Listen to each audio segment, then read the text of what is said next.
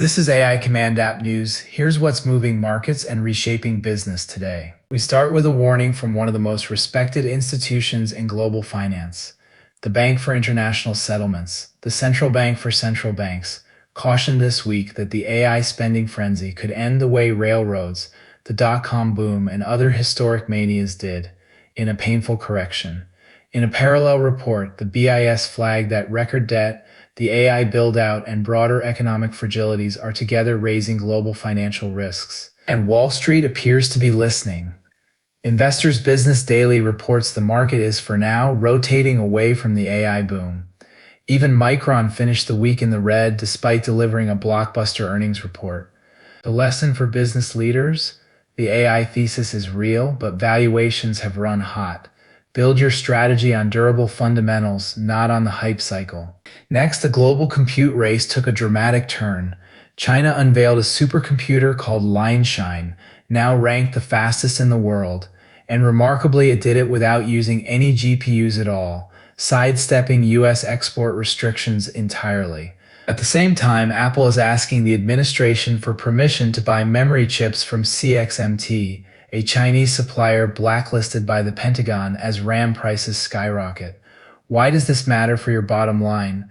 The cost of memory and compute is becoming a macroeconomic force. When Apple is scrambling for chips and China is engineering its way around sanctions, expect hardware costs, and therefore the price of every AI-powered product to keep climbing. That pricing pressure is already reaching consumers.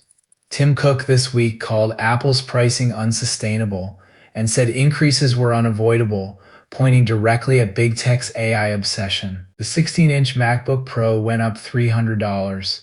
The 11-inch iPad Air jumped from $599 to $749. The takeaway for businesses is simple. The AI tax is real, and it flows downstream to you. Meanwhile, the companies that own their silicon are pulling ahead. CNBC reports that Alphabet's homegrown chips are now one of its best weapons in the battle for AI supremacy, giving Google a major edge in the compute race. NVIDIA answered with its next-generation Vera Rubin platform. The strategic signal is clear. Vertical integration, owning your infrastructure instead of renting it, is becoming the defining competitive advantage of the AI era. In other big tech moves, Apple's Vision Pro chief Paul Mead is reportedly leaving to join OpenAI's hardware team, the latest sign that the talent war in AI hardware is intensifying. And SoftBank's CEO joined a growing chorus of skeptics questioning Elon Musk's vision for orbital data centers in space. The signal for investors: even the most ambitious AI infrastructure bets are now drawing real scrutiny. Finally, a story about AI security with genuine geopolitical weight.